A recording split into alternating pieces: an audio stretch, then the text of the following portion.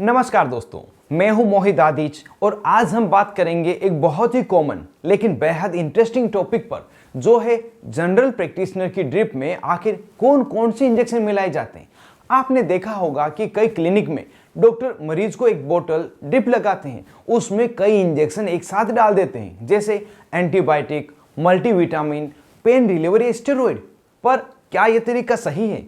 कौन सा इंजेक्शन किस लिए होता है और क्या इससे कोई खतरा हो सकता है? चलिए जानते हैं आसान भाषा में, समझदारी से।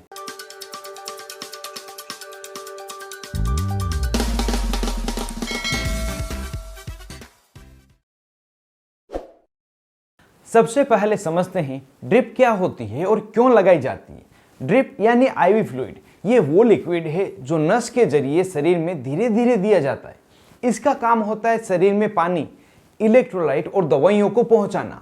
आमतौर पर ड्रिप उस समय लगाई जाती है जब मरीज को डिहाइड्रेशन मतलब पानी की कमी हो, लंबे समय से बुखार या कमजोरी हो, या मरीज दवा मुंह से नहीं ले पा रहा हो। अब बात करते हैं उन इंजेक्शन की जो अक्सर जनरल प्रैक्टिस से ड्रिप में डालते हैं, जिसमें सबसे पहले है एंटीबायोटिक इंजेक्शन, जैसे कि ceftriaxone injection, cefotaxime injection, amikacin injection, gentamicin injection आदि। इनका काम होता है बैक्टीरियल इन्फेक्शन को खत्म करना। आमतौर पर इन्हें बुखार, टाइफॉइड, टॉन्सिल या यूरिनरी इन्फेक्शन होने के केस में दिया जाता है। अगला इंजेक्शन है मल्टीविटामिन इंजेक्शन, जैसे कि Neurobion injection, Polybion injection, MVI injection, Optineuron injection आदि।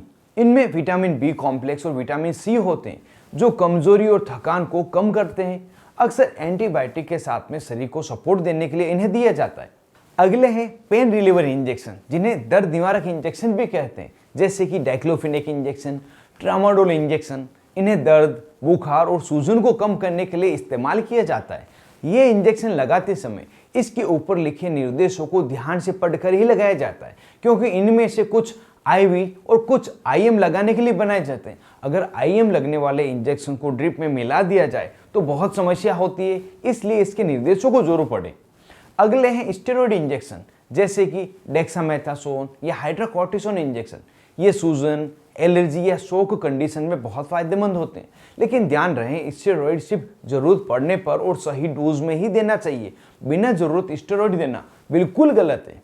Last but not the list, antacid तथा एंटी एलर्जिक इंजेक्शन। एंटासिड में रेनिटिडिन इंजेक्शन, जिसे रेंटेक नाम से जानते हैं, और एंटी एलर्जिक एविल इंजेक्शन। इनको लगाने से ड्रिप में बाकी दवाओं से कोई पेट में जलन या एलर्जी होने की समस्या होनी हो तो वह नहीं होती। इसे प्रिकॉशनरी रूप में लगाया जाता है। अब सवाल यह उठता है कि क्या ये सभी इंजेक्शन एक साथ ड्रिप में डालना सही है? नहीं, हमेशा नहीं।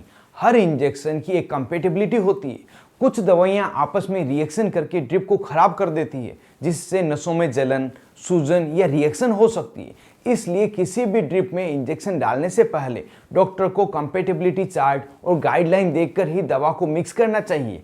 हॉस्पिटल सेटअप में यह काम ट्रेंड नर्स या फार्मासिस्ट की निगरानी में ही होता है, पर प्रैक्टिकल लाइफ में कुछ अलग ही होता है। रियल लाइफ में, खास तौर पर छोटे क्लिनिक या गांव के इलाकों में, डॉक्टर मरीज को जल्दी राहत देने के लिए एक ही ड्रिप में कई अलग अलग इंजेक्शन डाल देते हैं। जैसे कि बहुत ही कॉमन कॉम्बिनेशन है सेफ्ट्रिक्सोन, डेक्सामेथासोन, न्यूरोबियोन तथा एविल। इन चारों को एक ही ड्रिप में मिला दिया जाता है। इससे मरीज को जल्दी अच्छा महसूस होता है, पर यह हर मरीज के लिए सही नहीं होता। हर दवा की डोज उम्र और बीमारी के अनुसार ही तय की जानी चाहिए। अब जानते हैं कि एक से ज्यादा इंजेक्शन मिक्स करने के संभावित नुकसान क्या होते हैं। अगर इंजेक्शन गलत तरीके से मिक्स कर दिया जाए या मात्रा ज़्यादा दे दी जाए तो एलर्जी, ब्लड प्रेशर का अचानक से कम होना, इंजेक्शन साइट पर सूजन आना, पूरे शरीर में सूजन आना, श्वास लेने में परेशानी होना, सिर चकराना, हृदय गति का कम या ज़्यादा होना, मरीज को बेहोशी होना, इस तरह की दिक्कतें होती है। इसलिए बिना डॉक्टर की सलाह के कभी भी ड्रिप या इंजेक्शन को खुद से मिक्स नहीं करें। तो दोस्तों, ड्रिप में एंटीबायोटिक, मल्टीविटामिन और स्टेरॉइड मिलाने के सबके अपने फायदे हैं, लेकिन इनका कॉम्बिनेशन तभी सही होता है जब सही मात्रा, सही कारण और डॉक्टर की निगरानी में इन्हें दिया जाए। मरीज की हालत के अनुसार ही दवा का चुनाव करना सबसे जरूरी है। आज के इस वीडियो में बस इतना ही।